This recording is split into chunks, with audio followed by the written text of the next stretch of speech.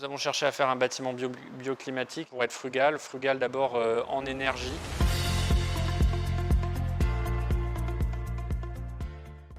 Nous sommes dans le bâtiment de Les Irois, situé sur le campus universitaire de Terre-Sainte, sur l'île de la Réunion.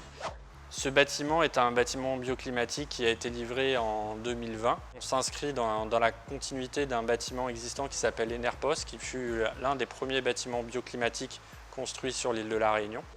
Ce bâtiment de Les Irois est une école d'ingénieurs qui vont travailler dans la qualité environnementale du bâtiment.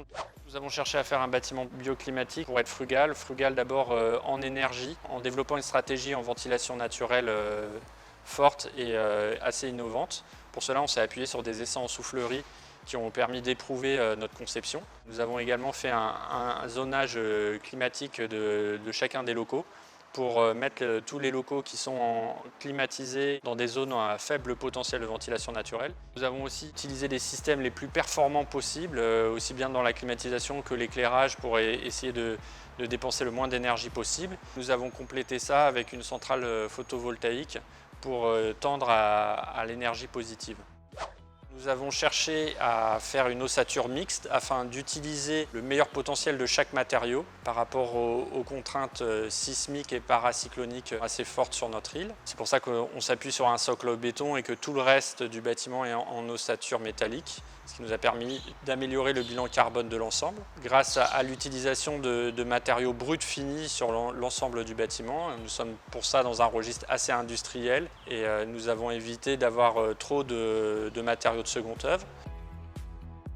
En cherchant à densifier au maximum la parcelle, nous avons atteint un coefficient d'occupation du sol proche de 1. Nous avons également apporté un soin particulier à gérer les eaux pluviales à la parcelle afin de les infiltrer et avoir zéro rejet, car nous avons des régimes de précipitation très importants sur l'île de la Réunion. Nous avons apporté un soin particulier à la création de jardins de qualité, peuplés d'espèces endémiques de la Réunion afin de renforcer la biodiversité.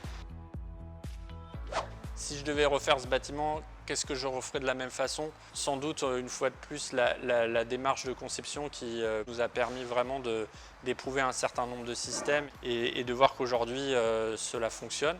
Et à contrario, s'il y avait des choses que je ne devais pas refaire, je pense que je ne referais pas un bâtiment blanc.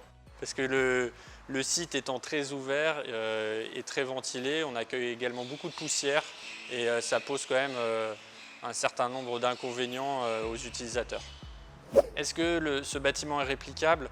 Dans la forme, c'est difficile car ce bâtiment est hyper contextualisé, il tient compte de son environnement climatique pour fonctionner en ventilation naturelle notamment.